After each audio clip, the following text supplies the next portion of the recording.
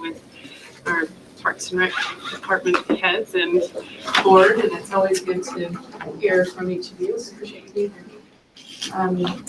We are meeting at 11:40 on Tuesday, May 17th, 2016. This is our Provo Municipal Council Parks and Recreation Board joint meeting. We are gathered in room 310, the city conference room, and at 351 West Center in Covey, Utah. We will begin with roll call. Mr. Robbins, if you don't mind starting us off. Doug Robbins, Assistant Director of Parks and Recreation. Scott Henderson, Director of Parks and Recreation. Clairlyn Hill, Parks and Recreation Board.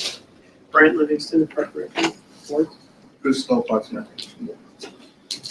Robin Roberts, Board Member. Brent Edgington, Parks and Recreation Board. Lisa Bronte, Curry Van Wagner, Parks and Rec Executive Assistant. Louise Jurgensen. Dave Knack. Gary Winterton. Kate Underhill. Dave Harding. Dave Sewell on the council. Kim Santiago.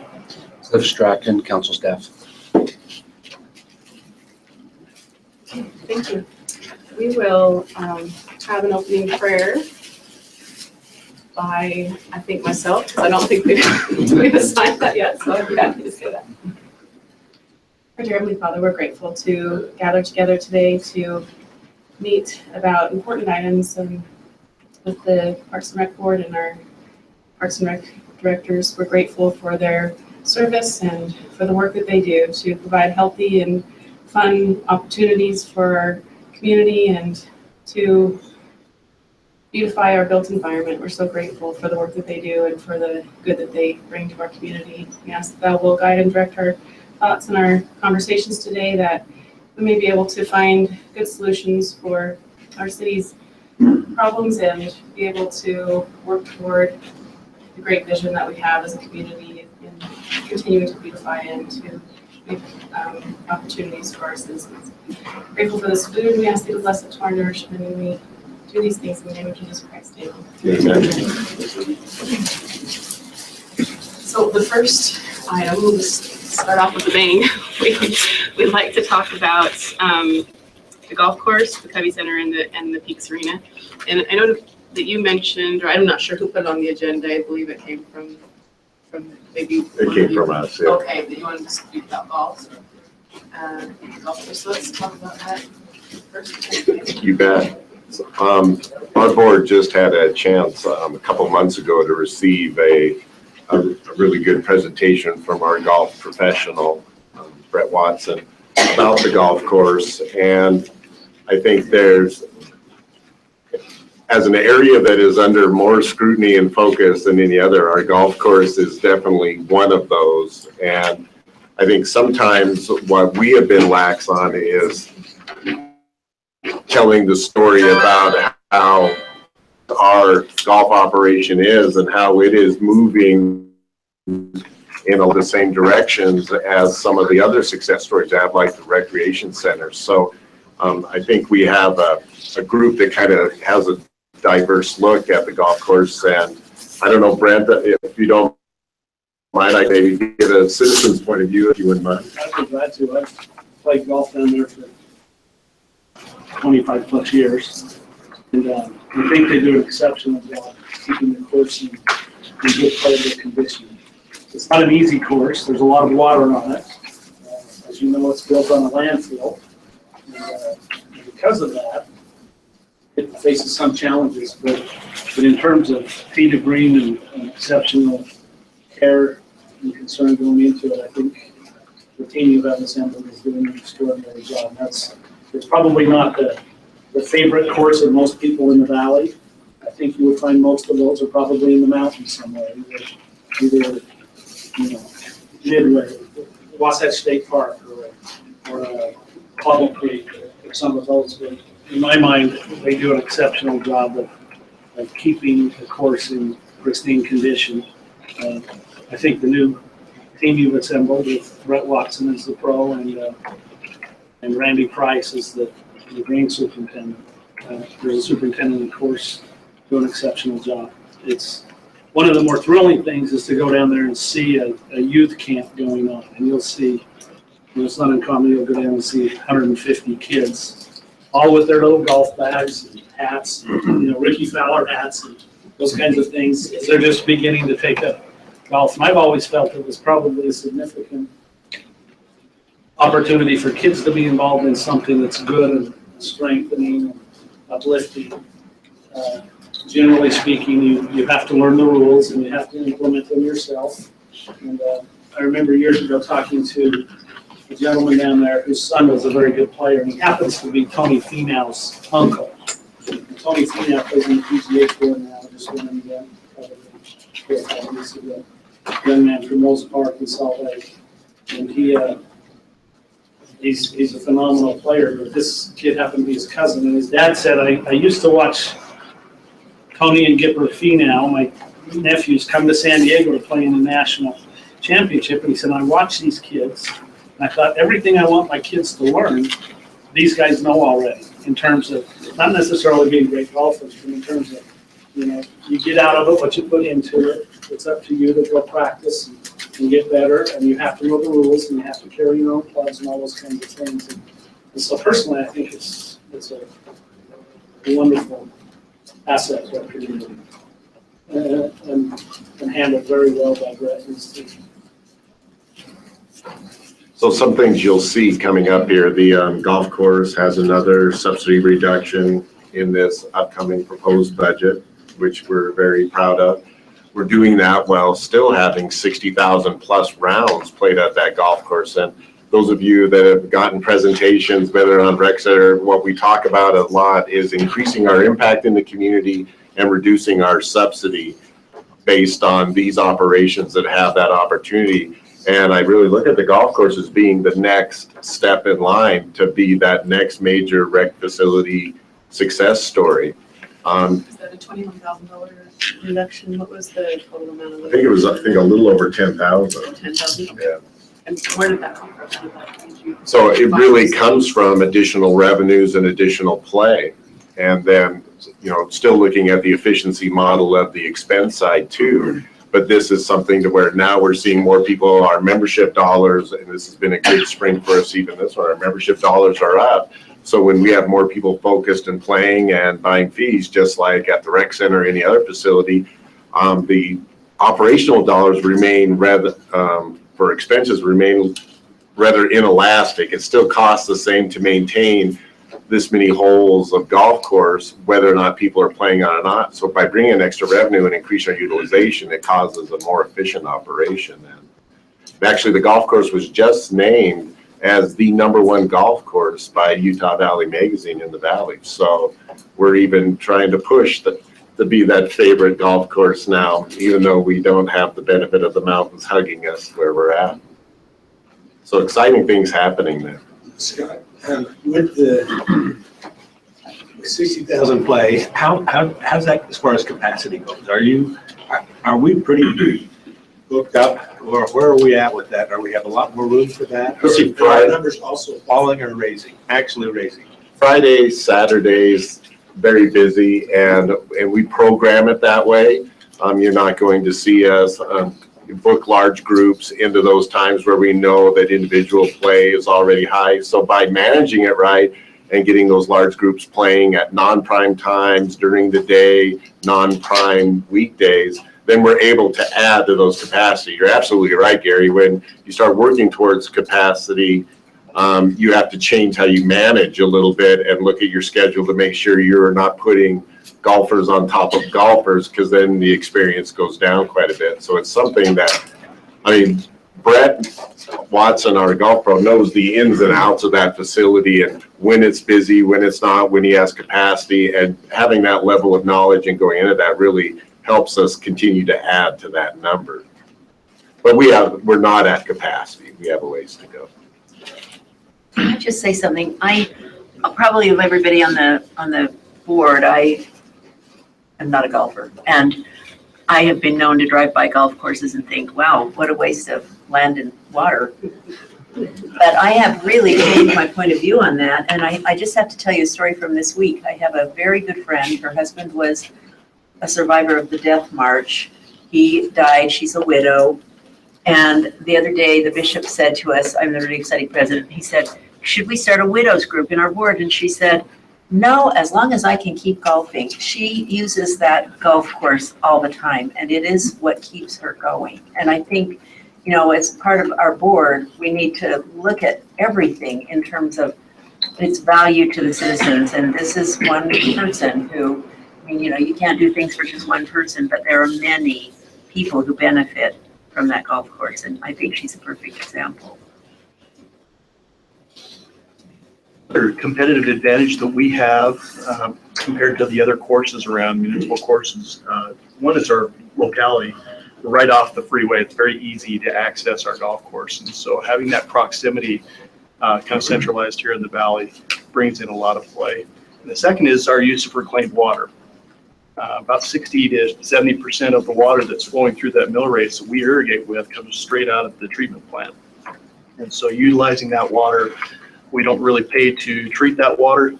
We're just, we have pump costs and we're drawing it right out. We're using it. The aeration of that water also cleans the water and enters the mill race again, goes out to Utah Lake. So saving on those water costs is another reason why we do so well down there financially.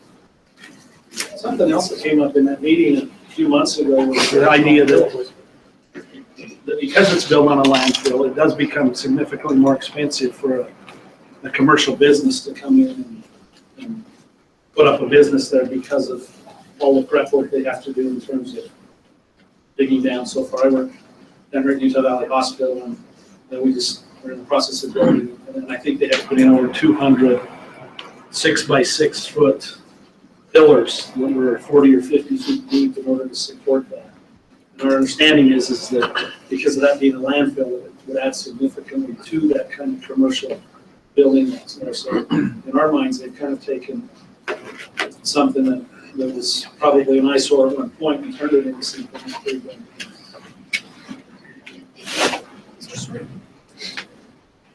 That land has been allocated for commercial use previously, and then the development didn't come. My understanding is there's future commercial use for that. So what is the plan for the golf course?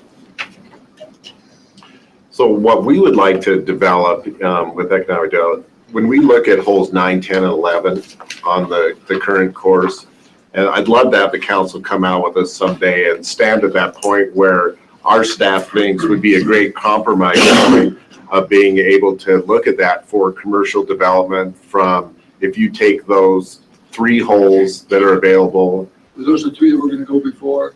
I think they're right in that area, yes. I think in other concepts, it's gone completely down the whole I-15 corridor along the whole course, which then we would have to decide, where does this go? What do we do? And where, you know, where do we take it from here? Because it'd be so devastating to the course. But even our golf professional supports the holes of 9, 10, and 11 going towards development, because Doug was the head of a project that really set up a built-in contingency plan on the, what was the name of the Cooney property. Yeah, which has actually some very interesting architecture, an island green, some amazing things that we think the course could actually be better if that happened. So I think we have somewhat of a contingency in place. It just depends on the level of development and commitment. One thing that has been tough with this golf course success story is that it seems like we've gone through this cycle and discussion a few times to where, whether it's Target or whether it's the next retail center, they may be coming, or I remember attending a actual ceremony that said they were. Well, then people think, well, maybe I'm not going to buy my membership this year if this is going away. And so putting a facility like that on a tentative status, it makes our job working towards self-sustainability a little bit more difficult, because people are always questioning on whether or not it will exist or not. So we do have plans in mind. I guess it's just how far that we go with the development there. But I think it's a discussion that's never happened, is that we, as the ones that operate, actually support the development of it to a certain point, because we think the course could get even better. And that's Beth. Rather than moving it off-site to the canyon. What's that now? Rather than moving it off-site to another location. Boy, there's no more exciting site than that canyon site. It's just that it seems like our utility development and being able to do the residential around that and bring everything to that site, we're just a ways away from that. That might be maybe the next generation of golfers' problem up there until we get all the infrastructure in place for that canyon property. But I would probably be gone by then, right? probably me first, then you. Okay, thank you. You bet. So your desire would be to, if it were to develop, part of it were to develop, you would want to maintain an 18-hole course, so you would want to extend it onto the Cooney property. Right, maintain that 18-hole course. That still allows us to keep our shorter academy course. And I think that's where Brent talks about the kids being out there. We are beating a trend right now in Provo in that throughout the nation, golf has gone through a little bit of a dip. Well, with our developmental program and our executive and/or academy course, we are actually developing players in Provo now, and our play is going up. So once again, we're unique in this element, and that makes for an exciting future because once this sport grabs you, you know, it's one of those things that you stick with for a lifetime. So I think we are really focusing, and so keeping all those elements together, you know, it's like saying, can we operate the rec center if we take away the gyms? Yes, we can, but it's a critical component. And who knows which component if you pull changes the success story that we have there. So this way, with a limited development, and if we go out there sometime, it is a long way. That is a lot of land that is still yet to be developed or have anything built on it. There's plenty of economic development opportunity, but maybe it just needs to have maybe the golf course as a partner in that and partner in the decision process. Scott, there's been a significant amount of work done already. Is it on 3 holes or is it just the one, or up there in that Cooney property? I mean, something that was done 5, 6, 7 years ago. Right. Yeah, we basically went into that area, shaped it out, created the new lake, the shoreline, and roughed that in for development. So the development costs of those 3 holes on the former Cooney site would be relatively minor compared to what it was. So it's all roughed in, ready to go. We've got mainline stub to that site, so at any given time we could initiate construction. Because at that time it was really a hustle, wasn't it? Because that's when the Target announcement had happened. Would So the main financial commitment have to come from someone coming in, a business or commercial entity coming in to develop? It may, or the city may decide to move forward with those 3 holes to open up other opportunities. Oh, I meant on the front. Sorry, on the front. Like if Target moved in, they would have to commit to the finances of That's that. generally what. Mr. Hardy? We're going through the budget at this time. And I'm trying to understand this a little bit. When we talk about the subsidy, did I see that in the transfer in line? yes, I believe so. yes. Okay. And so the golf course department goal is to get subsidy down below 80,000 a year. And I think it's referring to actual subsidy. Okay. One thing That's that we, actual end of year subsidy. yeah, the thing that we have, I feel like we have a track record on is that there is a budgeted subsidy, but with favorable opportunities and keeping expenses down and bringing in revenue opportunities, we're able a lot of times to deliver a better financial package than even what we budgeted because of trying to always look for efficiencies and maximize our revenues. And so we are even focused on what we budget and what's in the year, and then so we can work together to find out what is that real subsidy as we reduce it and come down. Now we have a really rainy summer, you know, sometimes it can go the other direction. As much as we'd like to entice golfers out in poor weather, our golf course is slower at that time. There's some things we don't control. So that is kind of the difference between budgeted subsidy and actual subsidy. Okay. Thank you. Okay. Back to that executive course, are there any other executives courses on our executive are in the area? Really short course in the area. And is that 8 holes or is it? It's 7 holes. Couldn't remember exactly, but that is so nice for those kids to get off of school and go to a short course, get home from time for dinner. It really is. And that element of play as well adds to our competitive advantage. We bring in young players. It doesn't tie up the competition course. they can play the short course and get through it in, in an hour, whereas it takes a couple to get through the championship course. Just gives us a few additional holes to program out to get that 60,000. There's probably a little bit of room, but we're getting close to capacity on the championship course. So those are 7 separate holes? They're not part, none of those are part of the 18? They're in Okay, addition. just in addition. And that was a 9-hole course until they sold that plan off to Target and was gonna make those changes. And that's when it became 7. It had been 9 up to that point. 7's a good number, though. I mean, 9 is nice for golf, but 7 makes it quick, you get in, and it's perfect for a young men's evening. It's not held to the golf purist of 9. You're able to go 7 on that, and it works just fine. Good shot. Do you have mostly I boys- knew it was a good one. do you have mostly boys coming to golf in that 7-hole? We've got a lot of girls as well. Some of our best competitive success in the high school ranks has been our girls program won state last year. Yeah. And though they all developed on that course, and BYU, we have a great association with BYU and BYU classes that happen there. And so we're creating that connection in our community, which has worked really well with the ice sheet, creating our connection with BYU to actually get them off campus and participating in our programs. So I think you're seeing that it is not, I kind of made the joke at our park, it is not the 75-year-old white male sport. It is very diverse out there, men and women, kids, everybody's out there. It has exactly the same look as a lot of our other programs. Lisa's husband, Bruce, does he still do camps there? Yep. He does, Still he does plays have the camps golf there every camps. summer. Yeah, my boys have gone through those. Really good. Are you still incurring any costs from the settling of the property? Though initially they had to spend a lot of money to kind of redo the sprinkler system. I think that's all been resolved.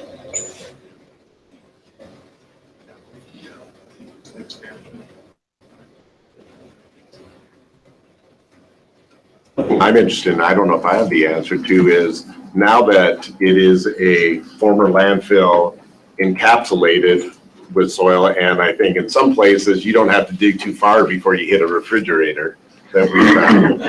And the discussion of how do you develop that? If you dig into a formal landfill, and with EPA regulations very different now than what they were when this was converted over, do you still carry that grandfather? Those are things that we have never really gone down the road to see what does that change regulation wise, and maybe if a new development comes in, what would they have to do to mitigate when they're digging down into a landfill and going down into that, not only for their own structure, but as a, basically as a dump site. So there's a lot of question marks to the development of that site. Good question. So you have an operating surplus at mid-year of 67,000. Do you anticipate that being the case at the end of the year? Would that be a revenue increase, or is that? Your actual, it says operating surplus $62,943. It's from the detail sheets of the budget. Okay, so on the actual side, so I think our anticipation is to probably end with an actual subsidy, similar to what that I talked to Councilmember Harding about, was an actual subsidy of somewhere around that 80,000 as we work into that. But those are great numbers, George. I want to see your income statement. Yeah. You might check on that, because I will. it make a difference in what we budget this year for the course. You bet. Because you budgeted, one more page. That's why the detail is so much more important. Was it something? Transfer to the general fund is 144,000. We've only transferred 72 so far. So you anticipate maybe not having to transfer the rest of the subsidy? I'd have to look at the income statement, and I can, you betcha I can report back. A lot of times the subsidy will come in incrementally. So if there's 140,000. Well, they give you what you get for the 6 months. But the question you mentioned, you might not be able to meet the rest of the subsidy, which would be helpful. Yeah, that's a possibility. And it always comes back to your way, even at the end of the year. because a lot of times here we are in May, you know, a lot of these things go right to the end with, you know, June and our play and how that is. So, but it always ends up coming back to the So we had city. to budget this year based on what we know through May. Yeah. So, but anyway, so congratulations so far. Well, thanks, Drew. Wasn't it last year about 66,000, I want to say, the subsidy? That's what Brett reported that our actual subsidy was. That's not what the figures show.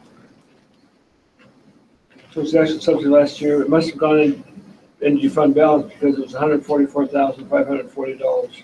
And I think there's this difference between actual subsidy and budgeted subsidy. And I think that's the conversation we're bouncing back and forth between. This is the actual.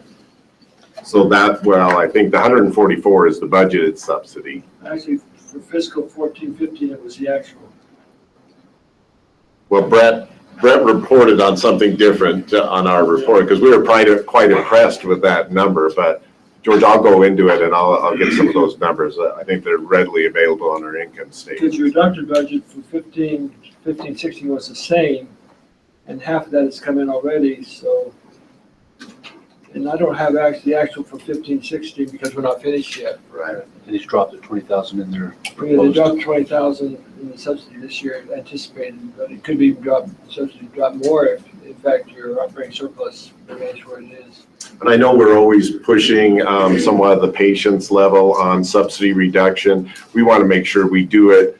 We're all working to the same end, but we want to make sure we do it in a responsible way. And the rec center was a great example of, we all expected from the pro forma to be subsidizing the rec center $500,000. We eventually released that subsidy, and now the rec center is breaking even and even better than that now. But we wanted to make sure we didn't do that after the first year, after we just shot the confetti cannons and opening the plays, and decide, okay, we're no subsidy this year. We want to make sure we go about this in response, so we're not coming back and saying, oh, even though we reduced the subsidy, we need more money to get through the year because of something that's happened. Well, the reason I bring it up is because the budget committee has recommended to the council that not to raise property taxes next year if we can find enough reduction in expenses or subsidies. So you might help us keep raising property taxes. That would be helpful. I think we've always been part of that solution, so we're the good department in that way. I appreciate your hard work and what you do. And this is, you know, it's an uncomfortable topic because we do look for efficiencies, and we're looking for ways to make sure that the city is as lean as possible before we entertain the idea of raising taxes or, you know, those types of things. And so we want to make sure that we're doing everything we can possibly do before we go to our citizens and ask them for the tax increase.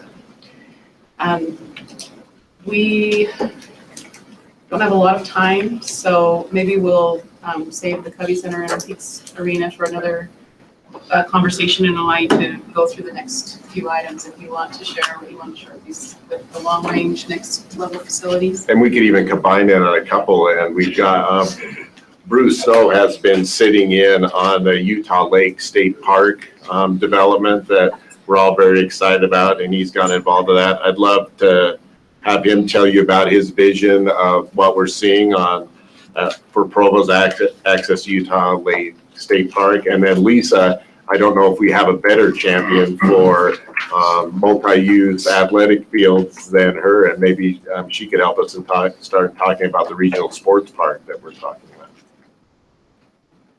Bruce, do you want to take the first one? Before I talk about that Provo Beach, I just want to say how I think that we have felt so impressed with the 2050 plan. That gives us hope and a plan. And I think we have used that, and I think we've accomplished a few things in that. I just think that's a wonderful plan. I know not all cities don't have that. And I highly recommend and thank you for giving us that guidance. I think it's terrific.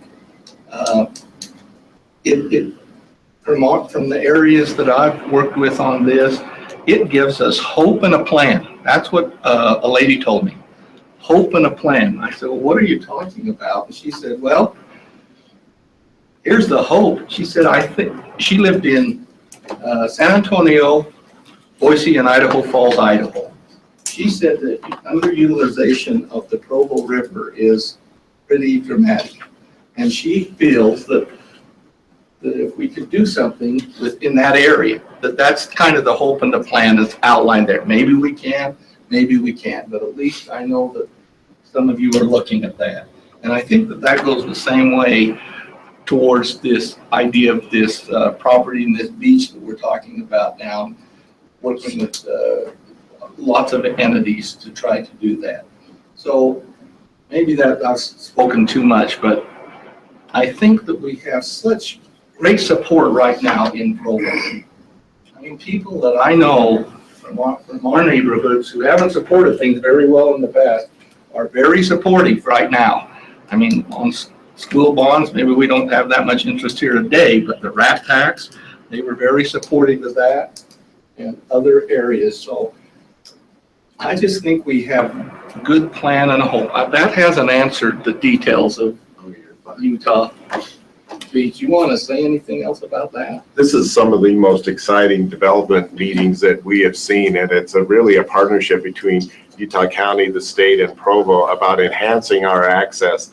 And it was interesting when we were talking about, we were presenting to the council about rats. I remember Councilmember Harding seeing that picture. That's probably the first photo, and it has that effect with everybody else. It just makes sense, that type of development and attracting to have the access we do to the mountains and to a lake and all these things, and enhance that part of living in Provo. Truly unique opportunity that we need to really capitalize on, and Bruce can tell you, but I think that plan just keeps getting better and better, and it also is starting to become more and more feasible from a use standpoint. So very exciting project there, and we consider that really as that next level visionary project. But it seems like we moved from visionary to, oh, we'd like to start that next week pretty quickly, and I think this is one of those examples that we're really excited about this project. Doug has been with this project for quite some time. Right, we're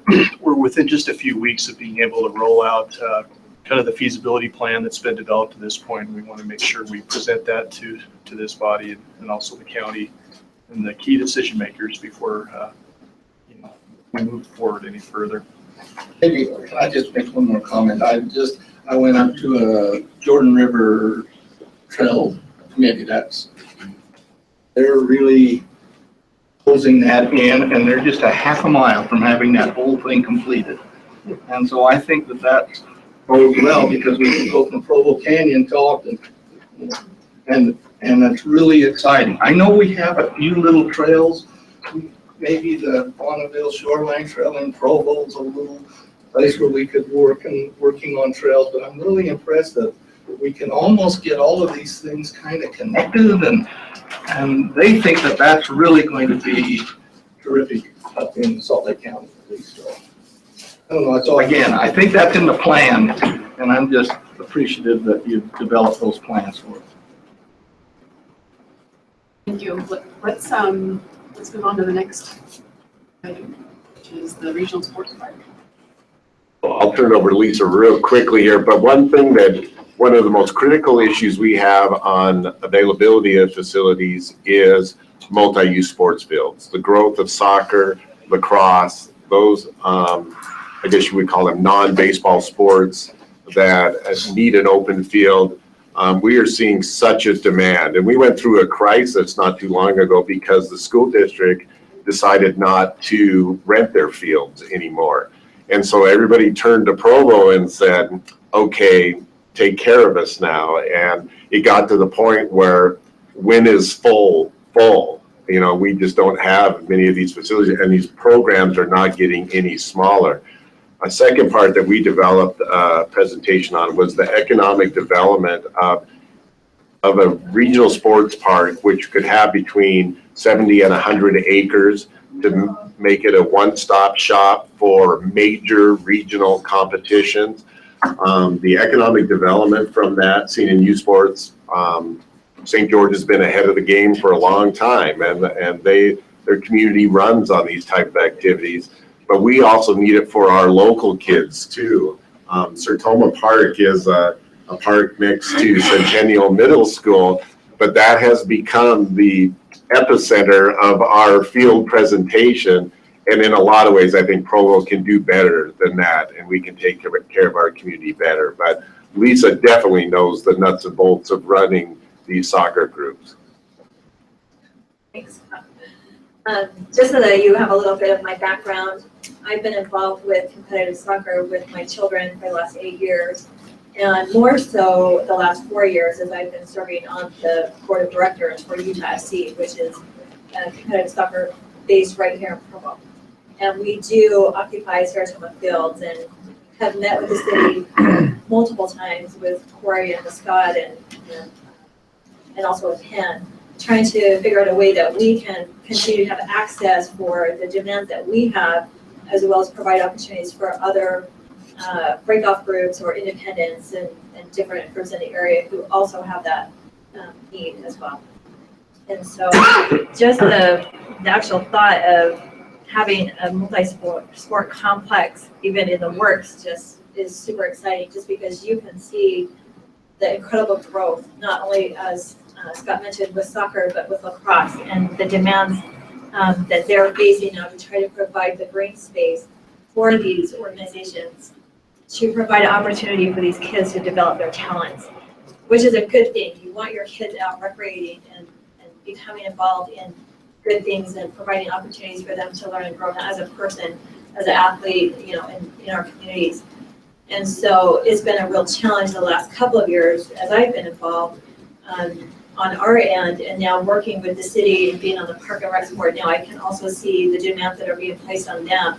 And so just see a huge need right now to try and expand a little bit in our community to provide that space. And I know that the city has been actively trying to coordinate and provide opportunities by repurposing fields in order for us to have access to the field space that we need. But in essence, that's taking the field space away from families and leisure time and stuff like that. And it's not a quick and easy fix. It's over time and expensive, things that they have to do to repurpose these fields. And so they're being wonderful to work with and trying to accommodate the best way that they can. But overall, I see that this sports complex could really be the answer to a growing need, something that's not going to disappear anytime soon.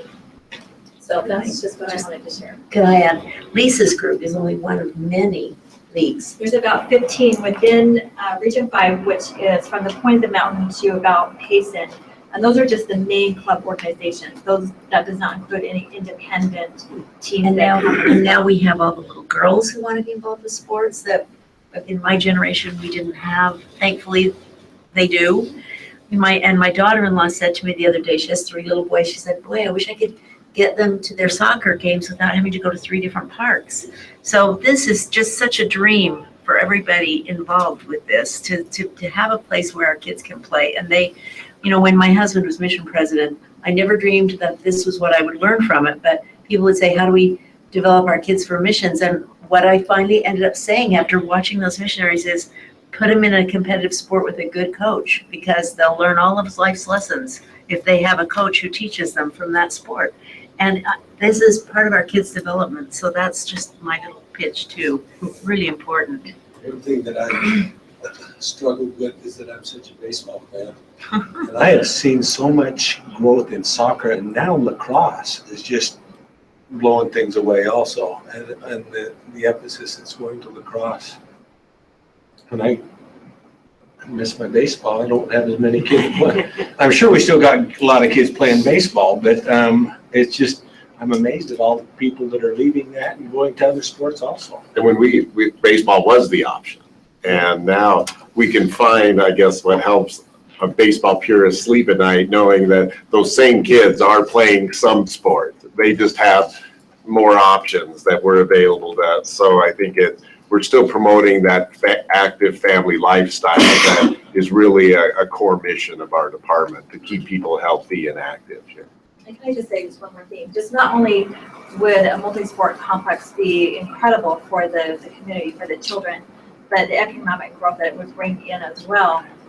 providing a bigger area, an opportunity to provide tournaments, to bring in people from out of state, and that revenue that would come in would really be a great advantage for Provo City. We don't have anything like that right now that can accommodate that.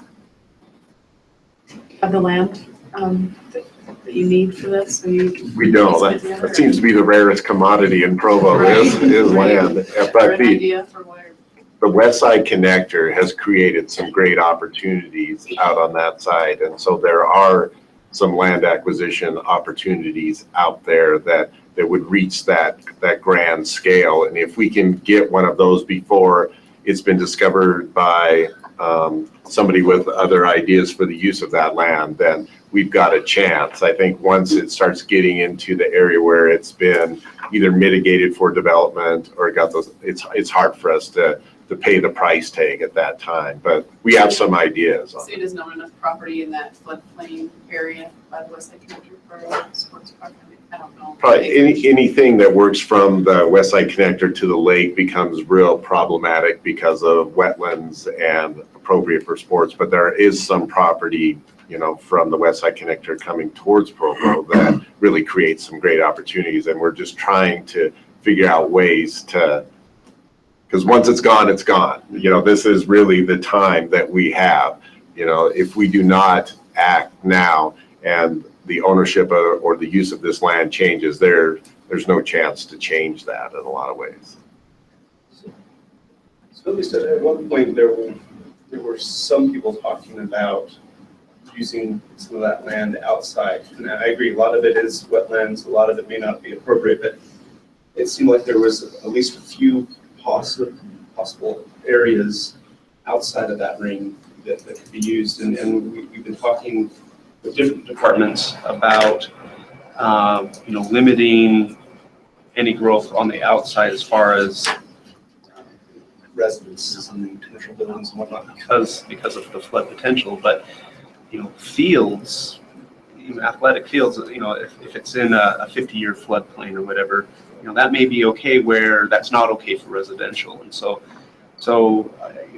maybe you've looked at that and it turned out that those weren't good candidates. But I'd encourage to at least, if you haven't ruled them out already, at least look at that, because there may be very different development pressures on the outside of the ring versus the inside of the West Side Connector. So it may be a good, to me, that would be a great fit for a complex like that. We worked our way along the connector quite a bit, and where it just gets a little tougher, and you're spot on. It's almost looking at each section individually, but it's trying to get up to that number.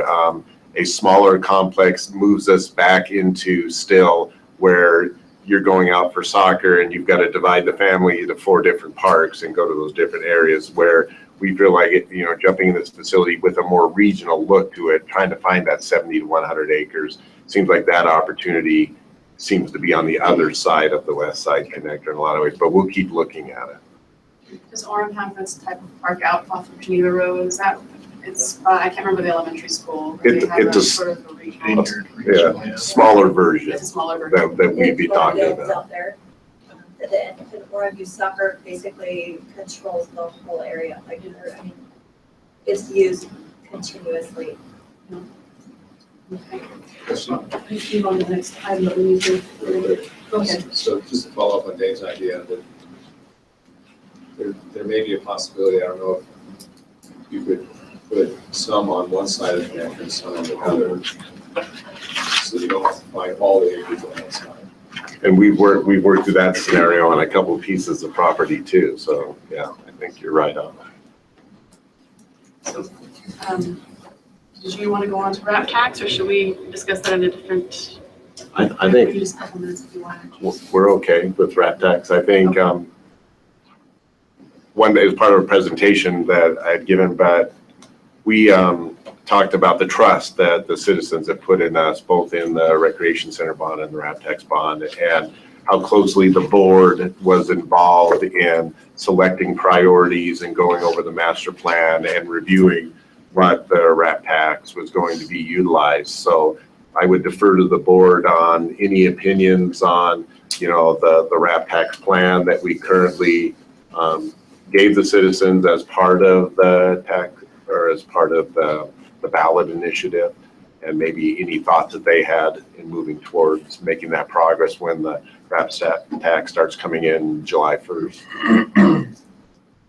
Maybe I could just make one quick comment. It's kind of interesting.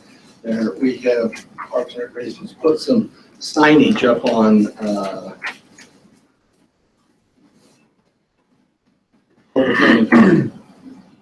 and it's really nice. It points out different types of things, and some ladies that I talked with about the RAP tax, they came back and said, we can see the RAP tax in action already. Because they worked on, the pavilion was fixed up and these signages were put up there. So they were very supportive of the RAP tax. Well, we know. We'll take that credit. We gotta need that right now. I was careful how I said that, but so I think they'll be really great support as they see things come online. We have our lunches, our policy lunches, where we just invite the public to come and just talk about anything. And we meet at the parks, at the various parks in the summertime. And it's really been fun. Yesterday I had a conversation about the RAP tax with some of the citizens there, and some of the great things that are going to be happening with updating our trail and fixing some of the routes that are, making it all come apart in some areas. And there's excitement there to see some of the good and keeping up with our infrastructure and replacing bathrooms and those kinds of things. I get excited about weird things, but I like the fact that we're keeping our parks and what we have in really good condition. And as someone who uses the parks and I have used the parks, I have a very active family. I appreciate what you do. So thank you, and appreciate you being here today and just sharing lunch with us and just being able to have this back and forth. It's nice to get to know each of you a little bit better. We just started this last year where we're meeting with our boards quarterly so that we can really get to know you better and understand the needs of the various departments as well. So I get the opportunity to meet with them once a month, and I am so grateful for the excitement that I feel when I walk into that conference room. My wife was an event planner for many, many years, and there was always a feeling that somehow, when she talked with her corporate people, that Forum's parks were a little better than Provo. I don't know, this was 20 years ago, and there was a little frustration with that on my part, and we got to get people to be able to know how great our parks are and how wonderful they are. And these people here are such good examples for that. They radiate parks and recreation. And I'm grateful for that, because I think our community really needs it. And it's obviously taken effect because of the voting that we've done with the rec center and the RAP tax, that I think it's so critical for I'm grateful for you for the feeling that you radiate to our communities as far as our programs and our assets here. Thank you. Thank you. And we feel the same way. This is our community. These are the public spaces where we come together, young and old, and everybody. And it's so important to have good, wonderful places where we create community. And we really appreciate your support. And I have to tell you, I don't know who chose these guys, but they're good. We have a really good staff. So thank you. I think one of the funnest things for me, being involved now in my third year, has been watching, you talk about being lean and mean before you go ask for more money. And just my education learning curve from watching these guys, and hearing about it, not knowing a thing about how efficient the golf course was. And just, I kind of go lump in with her, I might ask, how many acres is the golf course on a multi-purpose place, But it's just really fun to learn about how efficient they've been, and especially over the last 10 or so years, from big subsidies to narrow, down to the goal of self-sufficiency, right on hold. I think it's really fun. We appreciate that. Well, we do have another meeting starting right away. Our work session is starting pretty soon. So, but we really appreciate you coming. Thank you for being here today. And I think I said quarterly, but we'll meet annually. We won't bring that frequently. But we do appreciate you coming and having these conversations.